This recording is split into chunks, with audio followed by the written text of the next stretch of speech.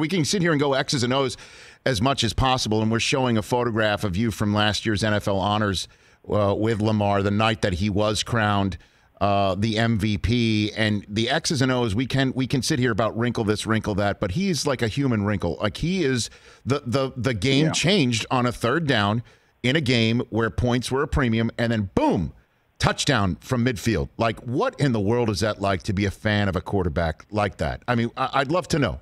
Just walk me through what that's like, what that sensation is like. I'd love to know, says the Jets fan. Correct, Josh. You know me. So what is that? What is that like? What is that like, Josh? Well, I'll tell you what it's like. I mean, after years of Stoney Case, and Scott Mitchell, and Elvis Goback, and you name all the guys. I mean, listen, I'm and still am a huge Joe fan. I mean, he put in, arguably that postseason one of the greatest runs of all time, and the guy's just a class act and has such a pretty deep ball. But offensively, to see what we're doing, I think the Ravens, we've gotten a little spoiled. We were so hungry to have that kind of creativity, to have that player on the field.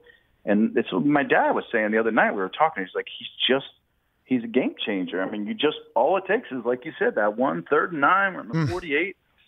And next thing you know, the game's tied, and the momentum just shifted, and I don't think we ever let up on it after that. So I think this is going to be a harder challenge. I mean, I think the Bills, rightfully so, have earned their seed, and like I said, I will be disappointed if we don't pull it off. But I'm also a fan of that team, so it's really hard. But I do think the Ravens are in a good mojo right now, and obviously turnovers will be huge. You know what I mean? I mean, we had that one early in the game, but that was it. And I don't think we can do that in this game. I think everybody's got to protect the ball, and we do have to run it consistently and stay at it. And if we get behind, that will be tough and we'll be challenged. So we'll see. I mean, I'm excited about it. I can't wait. I just wish it wasn't so late so my son could watch it, because he's pissed off at me. No, he can't watch it. How old is Rocco now, Josh? How old is he now? He just turned 6 in December. Okay, so he's just getting there. He's really into the Ravens. But the thing about talking football with a 6-year-old, and maybe there's different 6-year-olds that know he's pretty knowledgeable. We'll go through and he'll name all the teams.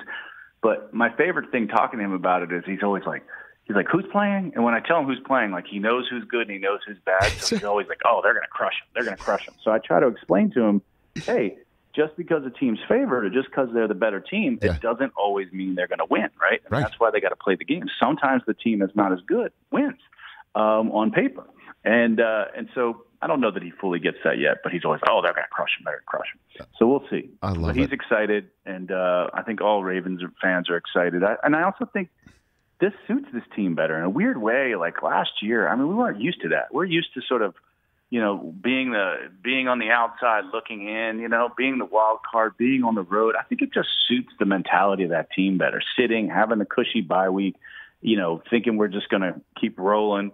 This keeps them hungry, and I'm expecting it to be a fantastic football game. Hey, you watched all the way to the end. Thanks for that. Watch more right here.